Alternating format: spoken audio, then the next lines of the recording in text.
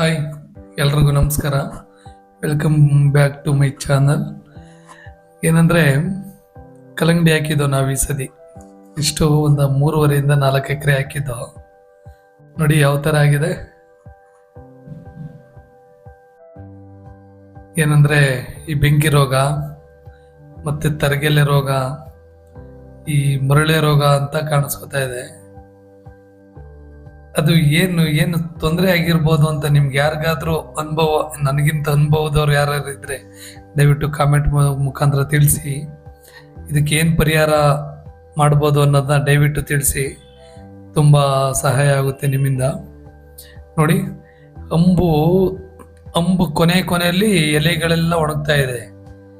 ಮತ್ತೆ ನೋಡಿ, ಈ ಇಂಪ್ರೂವ್ಮೆಂಟ್ ಇಲ್ಲ ಗಿಡ, ಈ ಎಲ್ಲ ಒಂಥರ ಜೊನ್ನೆ ಥರ ಆಗಿರೋದು, ಈ ಥರ ಆಗಿದೆ. ಏನಾಯ್ತಪ್ಪ ಅಂದರೆ, ನಾವು ಬೆಡ್ ಎಲ್ಲ ರೆಡಿ ಮಾಡಿಸಿ ಬೆಡ್ ಹೊಡೆದು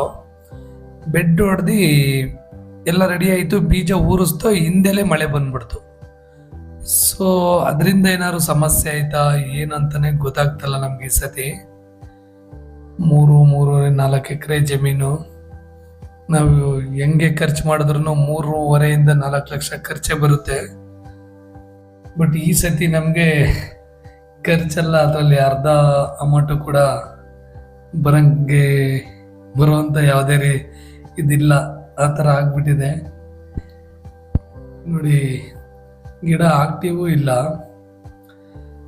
ಏನಂತಾನೆ ಗೊತ್ತಾಗ್ತಾ ಇಲ್ಲ. ಇದು ಗೊಬ್ಬರದ ಫಾಲ್ಟಾ ಅಥವಾ ಮಳೆ, ಬೀಜ ಹಾಕಿದ ತಕ್ಷಣ ಮಳೆ ಬಂತು ಅದ್ರ ಸಮಸ್ಯೆನಾ, ಅಥವಾ ಏನಾದರೂ ವೆದರ್, ಈಗ ಸ್ವಲ್ಪ ವೆದರ್ ತುಂಬ ಕೋಲ್ಡು ಇದೆ. ಈ ನಮ್ಮ ಕುಣಿಗಲ್ಲು, ಯಡಿಯೂರು, ನಮ್ಮ ಭಾಗದಲ್ಲಿ ತುಂಬಾನೇ ಕೋಲ್ಡ್ ಇದೆ. ಒಂದು 10 ಗಂಟೆ ಆದ್ರೂ ಈ ಹಿಮ ಬೀಳೋದು ಕಮ್ಮಿ ಆಗ್ತಾ ಇಲ್ಲ. ಸೊ ಈ ವೆದರಿಂದ ಏನಾದರೂ ನಮಗೆ ಗಿಡ ಈ ಥರ ಸಮಸ್ಯೆ ಆಗ್ತಾ ಇದೆ ಏನೋ ಗೊತ್ತಿಲ್ಲ. ಬಟ್ ನಾನು ಹೇಳೋದೇನೆಂದರೆ, ದಯವಿಟ್ಟು ಈ ಟೈಮಲ್ಲಿ ಕಲ್ಲಂಗಡಿ ಹಾಕೋರು ಸ್ವಲ್ಪ ನೋಡ್ಕೊಂಡು ಹಾಕೋದು ಬಹಳ ಒಳ್ಳೆಯದು ಅಂತ ಹೇಳ್ಬೋದು. ಏಕೆಂದರೆ ನಂದು ಮಾತ್ರ ಈ ಥರ ಆಗಿಲ್ಲ, ನಮ್ಮ ಸ್ನೇಹಿತರು ಒಂದು 4-5 ಜನ ಹಾಕಿದ್ದಾರೆ ನಮ್ಮ ಭಾಗದಲ್ಲೇ. ಸೊ ಯಾರ್ದು ಕೂಡ ಕಲ್ಲಂಗಡಿ ಪಾಸ್ ಆಗಿಲ್ಲ. ನೋಡಿ, ಎಲ್ಲ ಇದೇ ಥರ ನೋಡಿ, ತರಗೆಲೆ ರೋಗ ಥರ ಬರ್ತಾ ಇದೆ, ಗಿಡ ಆಕ್ಟಿವ್ ಇಲ್ಲ, ಎಲೆಗಳು ಈ ಥರ ಆಗ್ತಾ ಇದೆ. ಅದರಿಂದಾಗಿ ನೀವು ಜನವರಿ ಫೆಬ್ರವರಿ ಡಿಸೆಂಬರು ಜನವರಿ ಫೆಬ್ರವರಿಲಿ ನೀವು ಕಲ್ಲಂಗಡಿನ ಏನಾದರೂ ಹಾಕಬೇಕು ಅಂತ ನಿಮ್ಮದು ಪ್ಲ್ಯಾನ್ ಇದ್ದರೆ ದಯವಿಟ್ಟು ವೆದರ್ ಚೆಕ್ ಮಾಡ್ಕೊಂಡು ಹಾಕಿ. ಈ ಔಷಧಿ ಅಂಗಡಿಗಳಲ್ಲೆಲ್ಲ ಹೇಳ್ತಾರೆ ಏನೂ ಆಗಲ್ಲ ರೀ, ಹಾಕ್ರಿ ಹಂಗೆ ಹಿಂಗೆ ಅಂತ. ಬಟ್ ಇದು 2ನೇ ಸತಿ ಅನುಭವ ನಮಗೆ. ಹೋದ ಸತಿನೂ ಸೇಮ್ ಇದೇ ಥರ ಆಗಿತ್ತು, ಆದರೆ ಇಷ್ಟೊಂದು ಅಧ್ವಾನ ಆಗಿರಲಿಲ್ಲ. ಹೋದ ಸತಿ ಪರವಾಗಿಲ್ಲ, ನಮಗೆ ಹಾಕಿರೋದು ಬಂಡವಾಳನಾರು ಬಂದಿತ್ತು. ಬಟ್ ಈ ಸತಿ ಬಂಡವಾಳ ಅಲ್ಲ, ನನಗೇನೋ ಅರ್ಧನೂ ಬರೋದು ಡೌಟ್ ಅಂತ ಕಾಣ್ತಾ ಇದೆ. ಅದರಿಂದಾಗಿ ನೋಡಿ, ಈ ಕಾಯಿನೂ ಕೂಡ ಅಷ್ಟೇನೆ, ಈ ಕಲ್ಲಂಗಡಿ ಕಾಯಿ ಸೋರೆಕಾಯಿ ರೀತಿಲಿ ಬರ್ತಾ ಇದೆ. CN ಬೋರನ್ನು ಕೂಡ ಬಿಟ್ಟಿದ್ದೀವಿ ನಾವು. 30-35 ದಿವಸಕ್ಕೆ CN ಬೋರನ್ ಬಿಡಬೇಕು. ಎಕರೆಗೆ 6-7 kg CN ಬೋರನ್ ಬಿಡಬೇಕಾಗುತ್ತೆ. ಬಟ್ ಬಿಟ್ಟಿದ್ದೀವಿ, ಆದರೂ ಕೂಡ ಕಾಯಿ ಇಂಪ್ರೂವ್ ಇಲ್ಲ, ಹೂವು ಈಚು ಕಚ್ತಾ ಇಲ್ಲ. ಅದು ಏನು ಈ ಕೋಲ್ಡ್ಗೆ ಅಂತ ಗೊತ್ತಾಗ್ತಾ ಇಲ್ಲ, ಅಥವಾ ವೈರಸ್ಸು ಏನಂತಾನೆ ಗೊತ್ತಾಗ್ತಾ ಇಲ್ಲ. ದಯವಿಟ್ಟು ನಮ್ಮ ವಿಡಿಯೋನ ಯಾರೇ ನೋಡಿದ್ರು ಶೇರ್ ಮಾಡಿ. ಇದಕ್ಕೆ ಏನಾದ್ರೂ ಮಾಹಿತಿ, ಇದಕ್ಕೆ ಪರಿಹಾರ ಏನು ಮಾಡ್ಬೋದು ಅನ್ನೋದು ಮಾಹಿತಿ ಏನಾದರೂ ಗೊತ್ತಿದ್ರೆ ದಯವಿಟ್ಟು ತಿಳಿಸ್ಕೊಡಿ. ಅದರಿಂದ ನನ್ನಂತ ತುಂಬ ಜನಕ್ಕೆ ಹೆಲ್ಪ್ ಆಗುತ್ತೆ ಅಂತ ಹೇಳ್ತಾ ಇದ್ದೀನಿ.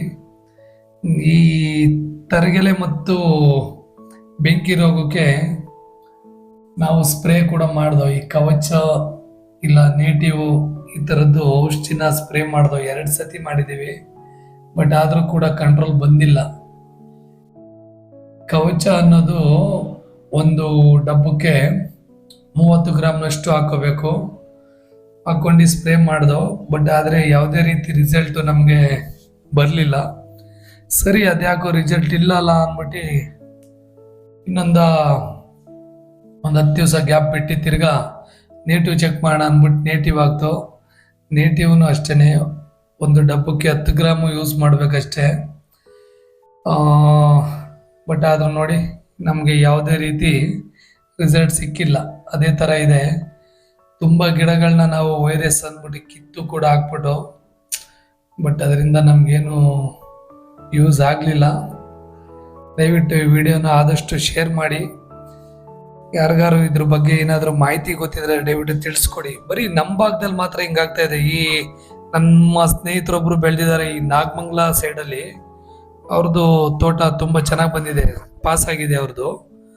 ಬಟ್ ನಾವು ಹಾಕಿರೋದಕ್ಕೆ ಹಾಕಿಲ್ಲ, ನಮ್ಮದು ಹೊಸ ಜಾಗಕ್ಕೆ ಹಾಕಿದ್ದೀವಿ. ಬಟ್ ಆದ್ರೂ ಕೂಡ ಈ ಥರ ತೊಂದರೆ ಆಗಿದೆ, ಏನಂತ ಗೊತ್ತಾಗ್ತಾ ಇಲ್ಲ.